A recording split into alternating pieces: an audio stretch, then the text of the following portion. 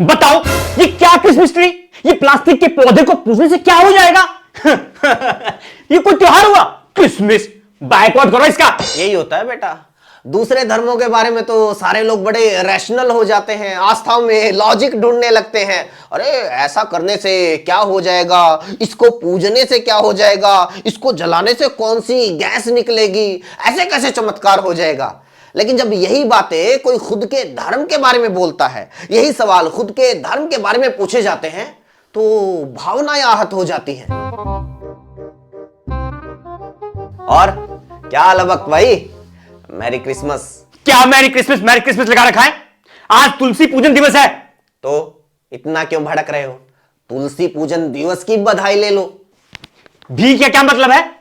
हम हिंदू हैं, क्रिश्चियन नहीं। हम 25 दिसंबर को तुलसी पूजन दिवस ही मनाते हैं। कितने साल से? इसकी शुरुआत कब हुई? किसने शुरुआत की? इसकी शुरुआत करने वाला आज की तारीख में कहां है? एक बार गूगल करके देख। हमें नहीं पता ये, ना हमें पता करना। हमें तो सिर्फ इतना पता है कि हम क्रिसमस का बॉयकॉट करते हैं और तुलसी पूजन करते हैं। हाँ, जब तुलसी पूजन दिवस नहीं होता था तब तो तू सारा दिन गलियों में सेंटा क्लॉज बन के घूमता था, है ना?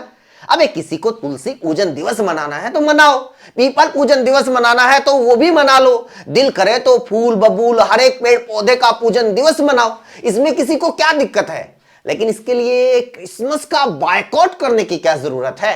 दूसरे त्योहारों को नीचा दिखाने की क्या जरूरत है? तो क्या करें? पश्चिमी देशों की संस्कृति को अपनाने लगे, दूसरे धर्मों के त्योहार मनाकर अपने धर्म को खत्म कर लें। हाँ, जब पश्चिमी देशों का वीजा लेने के लिए लाइन में लगे रहते हो, जान खतरे में डालकर उन देशों में डोंकी लगाकर जाते हो, तब तो उन देशों की संस्कृति से इतनी नफरत दिखाई नहीं देती, तब तो अपना धर्म खतरे में पड़ता नजर नहीं आता।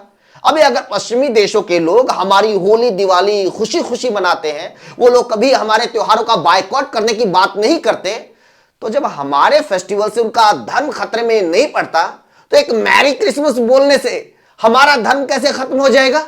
हमें तो किसी अंग्रेज के हरे रामा हरे कृष्णा गाते देखकर, मंदिरों में पूजा आरती करते देखकर कभी दिक्कत नहीं होती, तो हमें किसी के क्रिसमस ट्री से दिक्कत क्यों हो रही है? आज हमारे देश के करोड़ों लोग अलग अलग देशों में बसे हुए हैं, वो अपना पेट पाल रहे हैं, वहां रहकर भी वो अपने तीज त्योहार मनाते हैं। सोचो, अगर तुम जैसे लोगों की तरह वहां भी कोई होली दिवाली पर बैन लगाने लग जाए, उनका बायकॉट करने लग जाए, तो कैसा लगेगा?